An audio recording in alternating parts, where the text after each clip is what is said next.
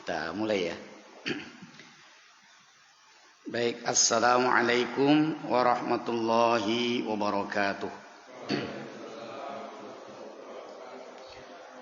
Mari kita buka dengan melafazkan basmalah bersama-sama. Bismillahirrahmanirrahim. Alhamdulillah alladzi allafa baina qulubina fa asbahna bi ni'matihi ikhwana. Asyhadu an la ilaha illallah wahdahu la syarikalah wa asyhadu anna Muhammadan abduhu wa rasuluhu la nabiyya wa la rasula ba'dah. Allahumma salli wa sallim wa barik ala hadzal nabiyil karim Nabiyyina Muhammadin sallallahu alaihi wasallam wa ala alihi wa sahbihi wa man jahada fi sabilihi ila yaumil qiyamah amma ba'du. Faqala Allah ta'ala fi kitabihil karim a'udzu billahi minasy syaithanir rajim wa laqad khalaqnal insana min sulalatin min tin thumma ja'alnahu nutfatan fi qararin makin thumma khalaqnan nutfata 'alaqatan fa khalaqnal 'alaqata mudghah fa khalaqnal 'alaqata mudghatan fa khalaqnal mudghata 'idhaman fa kasawnal 'idhama lahma thumma ansha'nahu khalqan akhar fatabarakallahu ahsanul khaliqin. Wa qala ta'ala ya ayyuhalladzina amanu haqqa tuqatih wa la tamutunna illa wa antum muslimun. Wa qala Rasulullah sallallahu alaihi wasallam an Abi Abdurrahman Abdullah bin Mas'ud radhiyallahu anhu qala haddatsana Rasulullah sallallahu alaihi wasallam wa huwa as-sadiqul masduq. Inna ahadakum yujma'u khalquhu fi batni ummihi arba'ina yawman nutfah thumma yakunu 'alaqatan misla dhalik thumma yakunu mudghatan misla dhalik thumma yursalu ilaihi al-malaku fayanfuhu fihi ar-ruh wa yu'maru bi arba'i kalimat bi katbi rizqihi wa ajalihi wa 'amalihi wa syaqiyyun aw sa'id fa wallahi alladhi la ilaha ghairuh inna ahadakum la ya'malu bi amali ahlil jannah hatta ma yakunu bainahu wa bainaha illa dhira' fayasbiqu alaihi alkitab fayamalu bi amali ahlil jannah hatta ma yakunu bainahu wa bainaha illa dhira' fayasbiqu alaihi alkitab fayamalu bi amali ahlin nar fayadkhuluha. Wa inna ahadakum la ya'malu bi amali ahlin nar hatta ma yakunu bainahu wa bainaha illa dhira' fayasbiqu alaihi alkitab fayamalu bi amali ahlil jannah fayadkhuluha. Rawahul Bukhari wa Muslim. Shadaqallahul azim wa sadaqa Rasulullah sallallahu alaihi wasallam. Hadirin sidang jamaah maghrib yang dirahmati Allah Subhanahu wa taala, kita akan lanjutkan kajian kitab hadis arba'in kita. Saya tidak menuntun Bapak Ibu hadirin semuanya membaca hadisnya karena panjang. Biasanya kalau yang pendek-pendek saya ajak untuk menghafal. Tapi kalau yang masih panjang-panjang karena Bapak-bapak tidak membawa kitabnya, ya kita tidak membaca bersama-sama. Tapi saya sudah mendownload kitab hadis syarah yang disyarah oleh Syekh Utsaimin. Itu lebih rinci. Ya nanti kalau misalkan bisa di print saja kemudian bisa di fotokopi sehingga bisa ada pengalaman membaca hadis. Karena Bapak-bapak sekalian, membaca hadis itu berbeda dengan membaca Al-Qur'an walaupun sama-sama Arab. Kalau Al-Qur'an kita sudah terbiasa gitu ya, Bismillahirrahmanirrahim. Tapi kalau hadis membacanya tidak seperti itu. Ya, bahkan menjadi lucu kalau membaca hadis kayak Al-Qur'an. Misalkan ada yang ikhfa, fayan fuhu, karena kita ingat Al-Quran, kalau nun ketemu dengan fa itu ikhfa, maka kita bacanya fayan fuhu. Nah, itu menjadi tidak pas begitu, karena hadis itu bukan Al-Quran, yang membacanya tidak memakai hukum-hukum tajwid begitu ya. Nah, apalagi ada dua kata misalkan yang harus dibaca ikhfa atau harus dibaca panjang sekali, misalkan itu tidak ada di dalam hadis ya. Maka suatu saat kalau kita ketemu kembali ya, bapak-bapak bisa membawa teksnya, bapak ibu bisa membawa teksnya, nanti kita akan belajar membaca hadis ya. Walaupun mungkin ada yang membaca Qur'annya masih terbata-bata, tapi nanti jadi punya pengalaman membaca Arab ya, kalau tulisan Arabnya kan sama begitu. Nah, hadirin yang dirahmati Allah Subhanahu wa taala, pada kesempatan malam hari ini kita akan membahas hadis yang keempat. Hadis yang keempat ini terkait dengan penciptaan manusia. Sebelum saya masuk ke dalam hadis, saya ingin menyampaikan terlebih dahulu di hadapan hadirin semuanya terkait dengan konstruksi Al-Quran. Kalau kita mengkaji Al-Quran, ya belajar tafsir kan sama Ustadz Arfiansyah kalau tidak salah ya. Kalau beliau memang bidangnya begitu ya, tafsir. Al-Quran itu setidaknya ya, kalau kita mengkaji ayatnya terbagi menjadi 4 kategori untuk menggugah keimanan siapapun yang membaca Al-Quran. Jadi untuk menggugah keimanan seseorang, maka Al-Quran itu memakai 4 cara ya, 4 kategori di dalamnya. Yang pertama, Allah banyak mengungkapkan ayat-ayat yang terkait dengan proses penciptaan manusia. Itu ayatnya sangat banyak sekali. Nah, ini hadisnya yang akan kita bahas pada malam hari ini. Jadi kalau masalah penciptaan manusia, Rasulullah sampaikan di dalam hadis rinci, di dalam Al-Quran pun rinci begitu.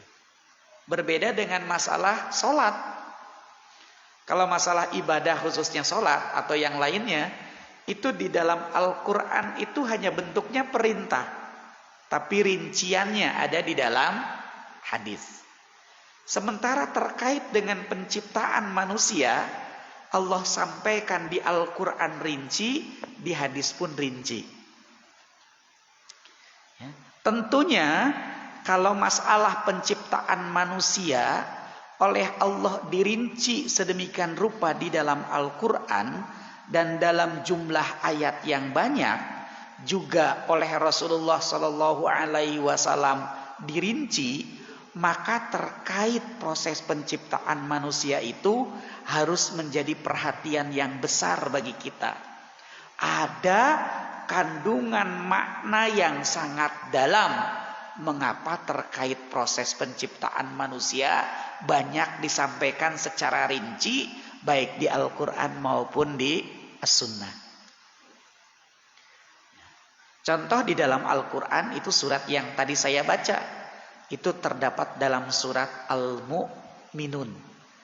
Kalau hadirin membaca surat Al-Mu'minun ya, sampai dengan ulaika humul warithun alladzina yaritsunal firdaus hum fiha khalidun, itu kan yang banyak dihafal. Sesungguhnya ada lanjutannya, itu terkait dengan proses penciptaan manusia dan sangat rinci. Walaqad khalaqnal insana min sulalatin min tin. Sungguh manusia itu diciptakan dari saripati tanah. Wa ja'alnahu nutfatan fi qararin makin. Kemudian Allah Subhanahu wa taala jadikan nutfah. Nutfah itu air yang sudah sperma yang sudah bercampur dengan ovum. Itu namanya nutfah, ya. Kenapa sih kok dari saripati tanah? Itu maknanya bahwa sumber sperma, sumber ovum itu adalah dari makanan. Makanan itu sumbernya dari tanah, kan begitu. Maka Allah menyebutnya dari saripati tanah. Ya. Semua yang memproduksi sperma atau ovum ya sumbernya berasal dari tanah. Manusia saja diciptakan dari tanah, begitu. Dari situ, ya, tempat yang begitu hina, tempat yang begitu kotor, ya, hadirin kalau naruh sampah di mana? Di tanah. Hadirin kalau menginjak, yang diinjak apa? Ya, tanah. Tempat berbagai macam benda, tempat berbagai macam tumbuh itu adalah tanah. Ya, tanah itu kotor, kan begitu. Ya, kalau kita mengkaji ayatnya, nanti kalau mungkin sampai ke ayat itu, ya, itu begitu luar biasa. Karena kajian kita tentang hadisnya, ya, sehingga saya tidak menyampaikan secara rinci. Sama dengan hadis ini. Hadis ini kan menyampaikan bahwa Rasulullah menyampaikan bahwa manusia itu diciptakan, ya, di perut ibunya arba'ina yauman nutfah. Nah, ternyata nutfah itu selama 40 hari berada di dalam janin, di dalam rahim seorang ibu, begitu. Jadi itu yang pertama, hadirin, ya. Jadi sebelum saya masuk hadis tadi saya sampaikan dulu, ya. Jadi yang pertama terkait dengan proses penciptaan manusia. Kemudian yang kedua, cara Allah menggugah keimanan manusia itu adalah dengan banyak mengungkapkan ayat-ayat yang terkait dengan lingkungan sekitar. Allah ceritakan bagaimana kehidupan tumbuh-tumbuhan, Allah ceritakan bagaimana kehidupan hewan, Allah ceritakan bagaimana hujan, ya, gejala-gejala alam, ada hujan, ada panas. Maka Allah menerangkan tentang matahari, Allah menerangkan tentang bulan, Allah menerangkan tentang bintang, ya, bahkan Allah menerangkan tentang laut, ya, dan seterusnya dan seterusnya. Jadi lingkungan yang dihadapi oleh manusia itu banyak Allah ungkapkan. Terkait dengan tsunami, bukan ilmu yang ada sekarang, tapi Al-Quran sudah berbicara sekian puluh abad yang lampau. Itu luar biasa, ya, kalau kita mengkaji. Kemudian cara yang ketiga, Allah ungkapkan di dalam Al-Quran itu ayat-ayat yang terkait dengan kisah-kisah masa lalu. Kisah masa lalu itu ada umat yang menentang ajaran Allah, begitu, ya. Ya, kita tidak mengatakan menentang Islam karena agama Islam belum ada, tapi ajaran Islam sesungguhnya itu yang disampaikan risalahnya oleh Allah kepada seluruh nabi. Islam sebagai sebuah ajaran dan Islam sebagai sebuah agama itu mestinya harus kita fahami, begitu. Islam sebagai sebuah ajaran sudah ada sejak zaman Nabi Adam alaihissalam, terkhusus Nabi Ibrahim, gitu, ya. Nah, itu ajarannya ajaran Islam. Tapi Islam sebagai sebuah agama, ya, sebagai sebuah nama agama, itu baru ada pada masa Nabi Muhammad Sallallahu Alaihi Wasallam. Allah sampaikan, ya, lingkungan sekitar. Kemudian yang keempat, untuk merangsang ya keimanan seseorang itu, Allah banyak ungkapkan di dalam Al-Quran ayat-ayat janji dan ancaman. Ada janji Allah kepada orang yang beriman, janji Allah kepada orang yang bertakwa, janji Allah kepada orang yang bersedekah, kan gitu. Ya.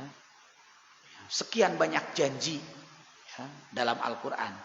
Juga ancaman Allah kepada orang-orang yang suka berdusta, ancaman Allah kepada orang-orang munafik, ancaman Allah kepada orang-orang musyrik, ancaman kepada orang-orang kafir, dan seterusnya.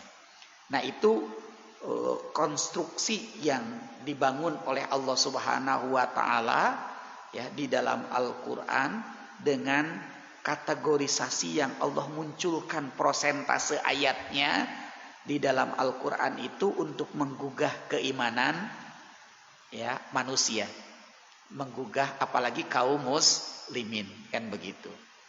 Nah, di antara sekian kategori itu yang terkait dengan hadis yang kita bahas itu adalah hadis tentang penciptaan manusia. Hadirin yang dirahmati Allah Subhanahu wa taala, hadis ini berasal dari Abu Abdurrahman Abdullah bin Mas'ud ya.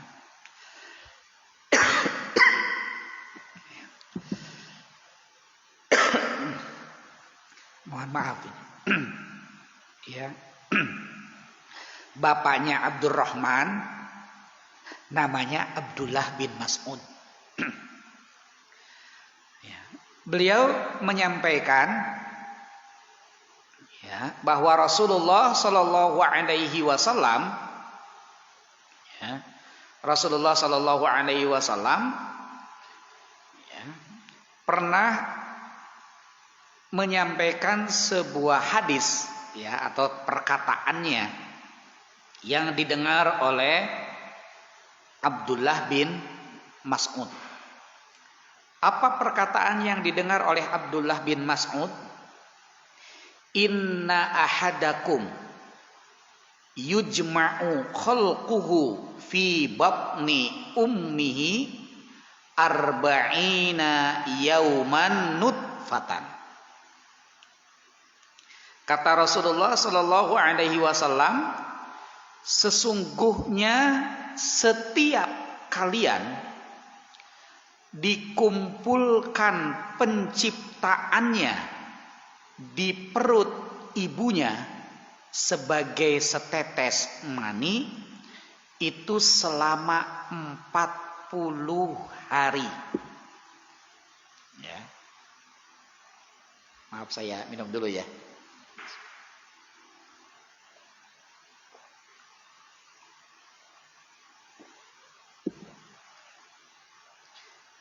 Selama 40 hari itu sebagai nutfah. Tadi nutfah itu adalah sperma yang sudah bercampur dengan ovum. Ya. Bapak-bapak sudah tahu wujudnya sperma dan ovum? Ya. Kalau saya belum ngerti gitu ya. Kayak gimana ovum itu, kayak gimana begitu ya. Ya, mungkin kalau orang-orang yang sering di lab yang berkaitan dengan itu mungkin pernah tahu wujudnya gitu. Seperti yang kan bayi tabung. Kalau pernah mendengar bayi tabung itu kan dikeluarkan oleh suami sama yang dari istri, kemudian dibuahkan di luar. Nah, setelah dibuahkan di luar, bisa bercampur, bisa masuk, dilihat oleh teropong atau oleh mikroskop, oh ini sudah jadi, begitu. Kemudian disuntikkan lagi ke rahim si ibu itu. Itu kan bayi tabung seperti itu. Itu yang dibenarkan di dalam Islam. Tapi ada juga yang bayi tabung yang tidak dibenarkan dalam Islam, kan begitu. Nah, itu mungkin pernah melihat bagaimana terjadinya proses pembuahan, begitu ya, pembuahan oleh sperma terhadap ovum. Nah, setelah jadi itulah yang disebut dengan nutfah. Nah, setelah jadi nutfah itu kita tidak tahu, karena nutfah itu berada di rahim seorang wanita, seorang istri, begitu ya, seorang ibu. Ya, kalau orang-orang yang berkutat begitu ya di masalah kandungan, misalkan dokter kandungan, itu ketika mengkaji hadis ini, dia akan bisa menghubungkan dengan data-data ilmiah. Sampai pertanyaannya, kenapa sih 40 hari gitu? Ada yang bisa menjawab, kenapa kok nutfah itu disimpan 40 hari gitu? Selama 40 hari di sini, di rahim ibunya. Ya. Ya, kalau kita menggunakan bahasa agama, itulah ketetapan Allah. Jadi Allah memang menetapkan proses dari nutfah, ya, dari sperma yang sudah ovum yang sudah dibuahi itu, untuk kemudian menjadi alaqah, menjadi segumpal darah, itu selama 40 hari prosesnya. Ya, jadi setelah terjadi konsepsi, ya, sperma dan ovum yang disebut dengan nutfah, kemudian menjadi segumpal darah, ya, jadi darah saja, darah begini, itu prosesnya selama 40 hari. Maka kalau seorang ibu keguguran, ya, antara nutfah ke alaqah, ke segumpal darah, dari segumpal darah ke segumpal daging, ya, belum sampai itu segumpal daging, itu yang keluar pasti darah. Mungkin kalau ada bapak-bapak yang istrinya pernah mengalami miskram gitu ya, jadi keguguran itu, betul ya, miskram istilahnya ya, itu yang keluar darah menggumpal-gumpal, belum berbentuk, itu belum disebut sebagai manusia. Tapi apakah itu disebut sebagai makhluk? Ya. Ini kan terkait dengan hadis ini, hadirin, ada dampak hukum yang muncul. Dampak hukum yang muncul itu terkait dengan apakah orang kemudian diperbolehkan melakukan aborsi, ya, sebelum ditiupkannya ruh. Karena ditiupkannya ruh itu kan selama 120 hari di dalam kandungan. Nanti akan kita lanjutkan tuh. 120 hari di dalam kandungan. Pertanyaannya adalah, kalau sebelum 120 hari lantas itu digugurkan, berarti 120 hari itu berapa bulan? 4 bulan ya. Kalau sebelum 4 bulan digugurkan, pertanyaannya boleh atau tidak? Kalau umpamanya tidak boleh, lantas ada yang menggugurkan kandungan itu, ya, yang belum usianya 4 bulan itu, hukumannya dalam Islam apakah dikategorikan membunuh manusia atau bukan? Padahal disebut sebagai manusia itu apabila sudah ditiupkan ruh selama 120 hari. Itu menjadi perdebatan panjang di kalangan para ulama, ya, perdebatan panjang. Maka ada yang menyatakan kalau sebelum 120 hari boleh digugurkan, Karena belum berwujud manusia. Lah kalau ini kemudian diperbolehkan, maka kehidupan manusia itu jadi hancur. Karena banyak manusia bisa jadi tidak ingin punya anak.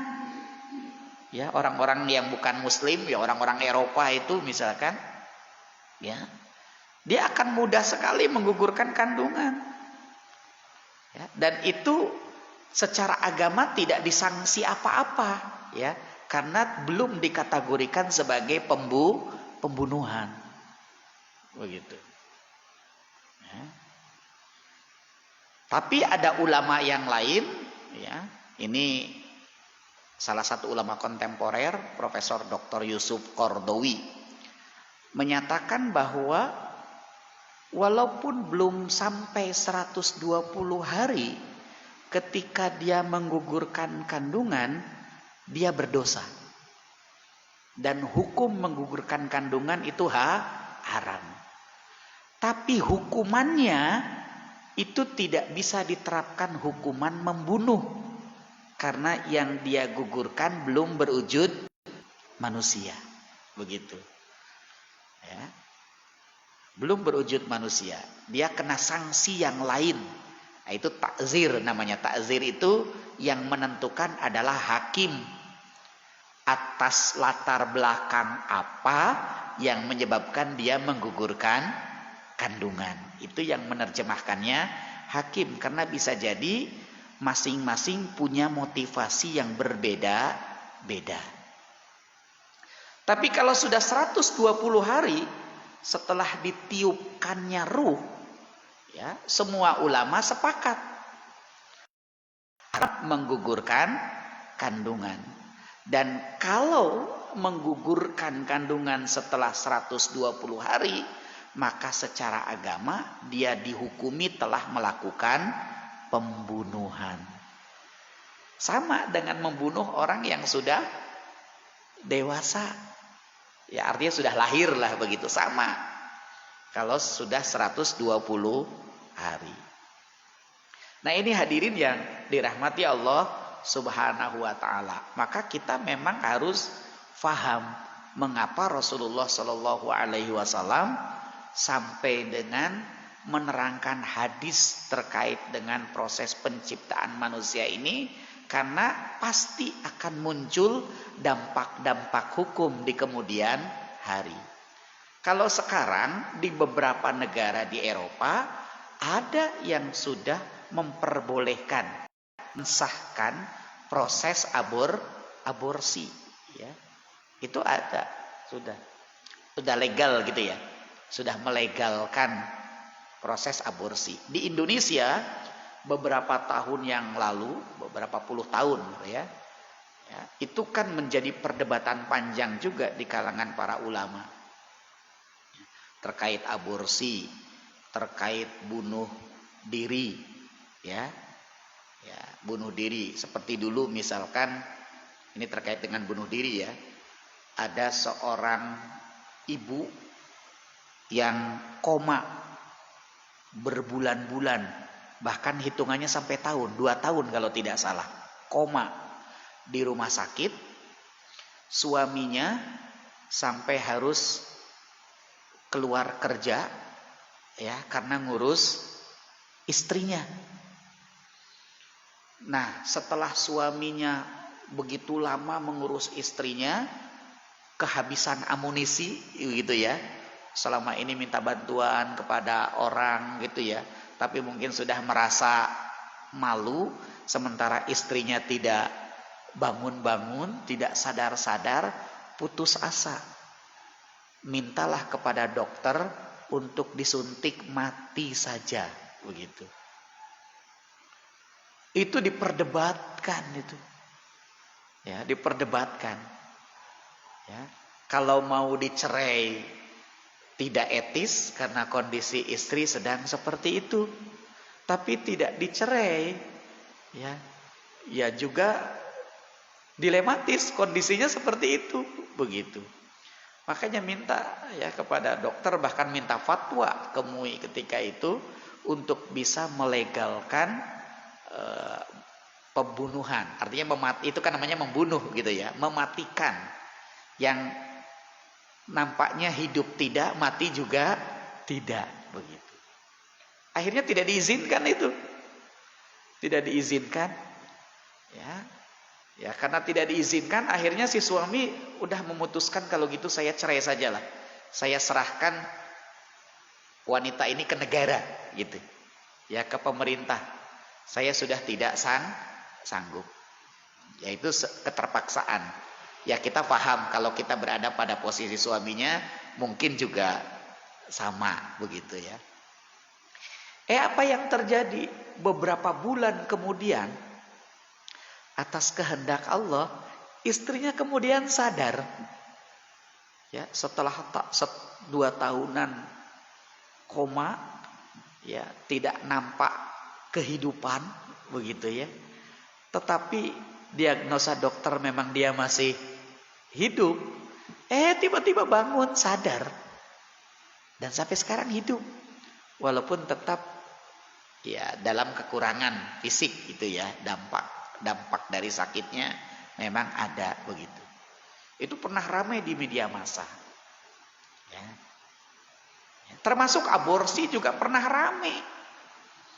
Ya, pernah ramai. Dulu ada desakan Indonesia untuk segera melegalkan aborsi. Ya. Melegalkan aborsi. Ya. Dan itu kan punya dampak terhadap masalah KB. Ya, khususnya yang KB-nya pakai spiral. Pernah tahu bapak-bapak sekalian bentuk KB spiral itu? Ya, yang tahu biasanya ibu-ibu gitu ya. Kalau bapak-bapak nggak mau tahu yang begitu. Ya, kalau suntik itu tidak ada perdebatan, diperbolehkan. Kalau pil, ya, itu diperbolehkan. Hanya baik suntik maupun pil itu punya dampak hormonal. Ya, ada ibu makan pil makin gemuk. Wah, ada kan gitu ya. Jadi dampaknya hormonal, karena kalau suntik dan pil itu berdampak ke seluruh tubuh. Sama kalau kita divaksin itu ya. Itu kan dampaknya ke seluruh tubuh, bukan lokal. Tapi kalau spiral itu lokal. Jadi kalau ada masalah, ya di tempat di mana spiral itu dipasang. Dampaknya hanya itu saja, tidak akan berdampak ke tubuh yang lain. Nah, hanya cara kerja spiral ini yang kemudian diperdebatkan.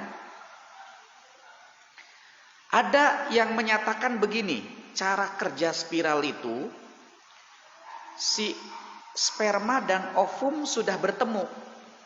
Ya. Sudah terjadi konsepsi, apa istilahnya itu ya, perkawinan.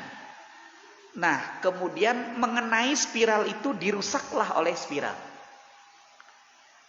Supaya tidak jadi gitu. Dirusak oleh spiral itu. Dengan bentuknya spiral itu bisa merusak sesuatu yang sedang berproses. Kira-kira kalau sudah begitu, kalau sama nggak dengan aborsi itu? Sama dengan aborsi, sama dengan membunuh sesuatu yang sudah jadi walaupun belum wujudnya manusia. Maka dulu sebagian ada yang menyatakan di Indonesia ini, sebagian tokoh agama menyatakan bahwa spiral itu haram, tidak boleh dipakai oleh umat Islam khususnya, karena ketika memakai itu ya dikategorikannya melakukan pembunuhan. Tapi ada juga yang menyampaikan cara kerja spiral itu tidak seperti itu.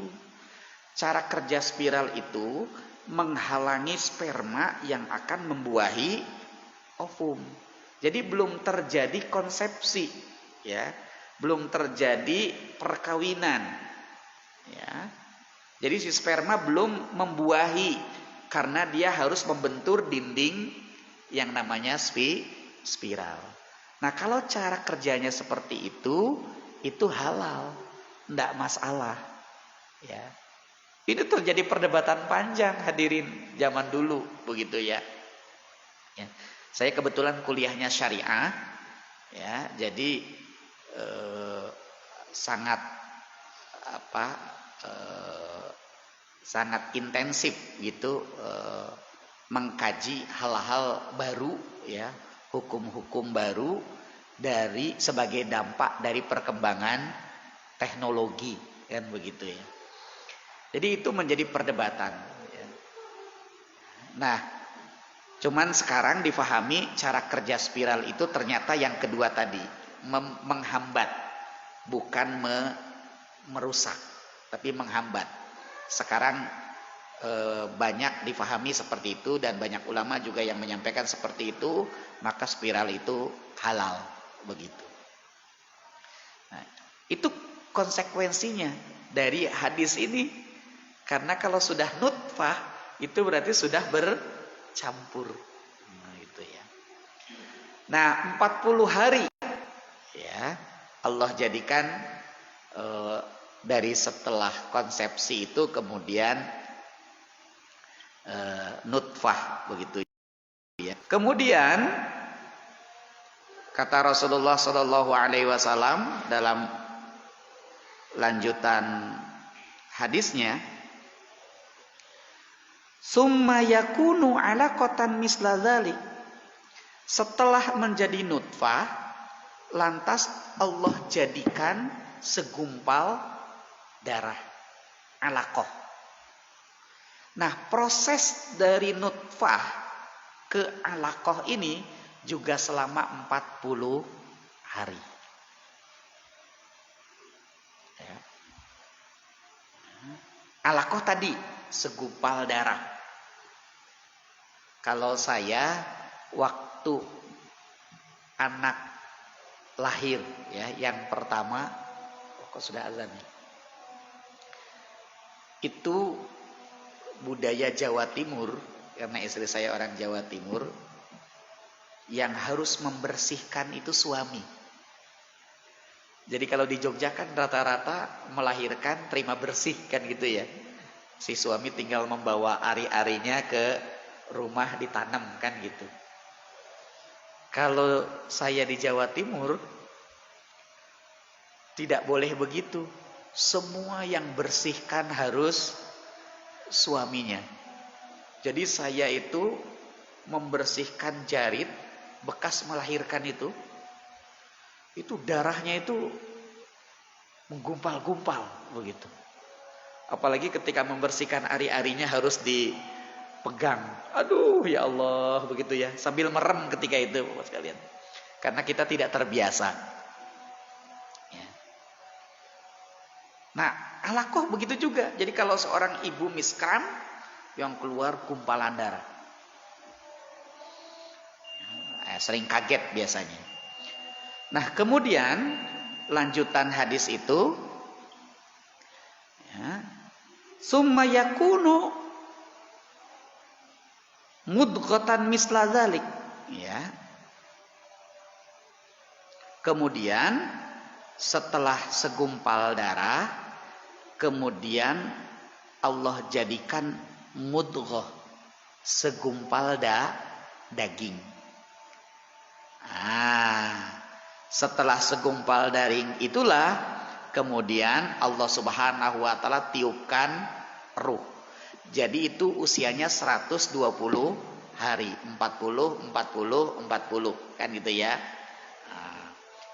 Nah, maka kalau seorang ibu yang keguguran di atas 4 bulan ya, yang keluar itu sudah daging. Walaupun mungkin belum ada bentuknya. Tapi kalau sudah 5 bulan itu sudah kelihatan bentuknya walaupun belum berwujud gitu ya. Ya. Itu seperti itu. Itu rinci diterangkan oleh Allah dan Rasulullah di dalam Al-Quran maupun hadis. Karenanya hadirin yang dirahmati Allah Subhanahu wa taala, kita harus bersyukur kalau kita kemudian dimuliakan oleh Allah Subhanahu wa taala Karena sesungguhnya asal mula material manusia itu dari sesuatu yang hina, dari sesuatu yang menjijikkan. Kalau sekarang manusia menjadi makhluk yang mulia dengan bentuk yang sempurna, itu karena ruh yang sudah ditiupkan oleh Allah Subhanahu wa taala ke dalam diri kita. Maka kita harus menjaga ruh ini dengan sebaik-baiknya dan harus harus kita ikuti, begitu ya, harus kita ikuti ya apa yang menjadi suara hati yang berasal dari ruh yang Allah Subhanahu wa taala sampaikan kepada kita semuanya, sehingga kehidupan kita ini tetap berada pada ketetapan yang telah ditentukan oleh Allah Subhanahu wa taala. Ini punya kaitan sesungguhnya dengan keterangan yang yang lebih rinci, begitu ya. Tapi karena waktu Isya sehingga tidak bisa kita lanjutkan, dan kebetulan ini terakhir karena besok sudah Ramadan ya, begitu ya. Sudah Ramadan ya, silahkan hadirin kaji hadis ini ya. Kita sampai ke nomor 4 hadis itu. Di dalam hadis Arba'in itu menjadi sangat menarik kalau kita bisa memahami, baik memahami teks hadisnya ataupun kandungan makna di dalamnya. Ya, mudah-mudahan Allah Subhanahu wa taala senantiasa memberikan semangat, memberikan keistiqomahan kepada kita semuanya untuk menggali nilai-nilai ajaran Islam, baik yang bersumber dari Al-Qur'an maupun di dalam As-Sunnah, sehingga kita bisa menjalankan kehidupan ini sesuai dengan aturan-aturan yang telah ditetapkan oleh Allah Subhanahu wa taala. Mari kita akhiri dengan doa kafaratul majlis. Subhanakallahumma wa bihamdika asyhadu an la ilaha illa anta astaghfiruka wa atubu ilaik. Assalamualaikum warahmatullahi wabarakatuh.